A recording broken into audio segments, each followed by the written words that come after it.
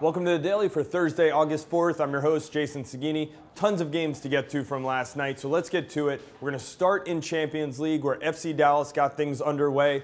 They had a 1-0 aggregate lead headed into this game, so a draw would have done it for them. They actually got a 1-0 victory thanks to Ugo Ihemelu, who got some help from his defender on the play. But Dallas, 1-0 victory, 2-0 on aggregate. They now head into Champions League. They'll be in Group C with Pumas of Mexico. Toronto FC is also in this group, and Toro of Panama. The Seattle Sounders played in the other Champions League matchup last night. They needed to overcome a 1-0 aggregate to San Francisco of Panama. They did so, but it wasn't easy. Alvaro Fernandez put them ahead 1-0, but then Seattle struggled to finish their chances for the rest of the game. They dominated possession, they had the bulk of the chances, but fans were on the edge of their seats because one San Francisco goal could have done in Seattle in this match.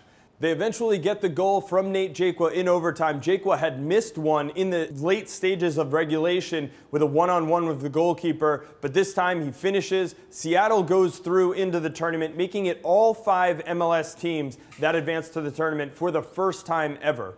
There were also 3 games in MLS League action last night. I'll start in Kansas City, where Teal Bunbury gets on the board again. Roger Espinoza also scored for Kansas City, but this game got scary for them when in the 56th minute, Espinoza is sent off for a tackle on Kyle Beckerman.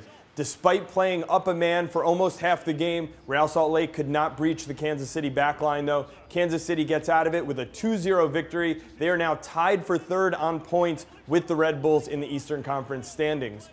To the north, it was the Chicago Fire hosting the Philadelphia Union. The Union going into this match without their head coach, Peter Novak, on the sideline. He was out with back spasms, but they did get off to a 1-0 lead thanks to Vajko Paunovic's impressive goal that beat Sean Johnson.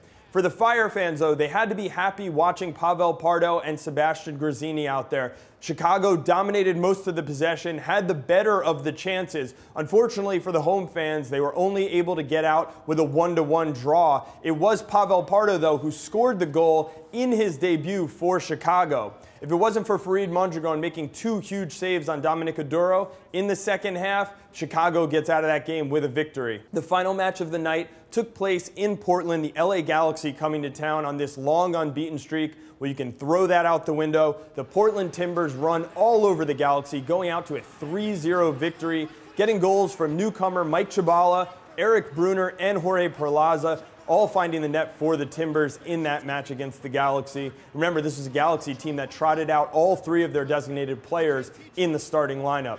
One final game I have to mention. Chivas Guadalajara taking on Barcelona in the World Football Challenge in Miami last night, set a record for a soccer crowd in Miami, and it was a great game by Marco Fabian, the Chivas forward, scoring 2 impressive goals, including this bicycle kick. He really stole the show against what should be the world's best team in FC Barcelona.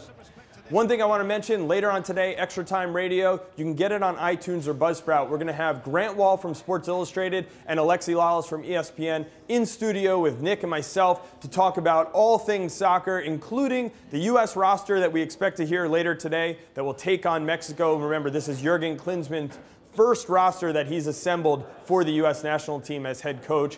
And also, all the action from last night, all the action coming up this weekend, plenty to talk about. So again, you can get that on iTunes or Buzzsprout, and we'll be back on the Daily tomorrow.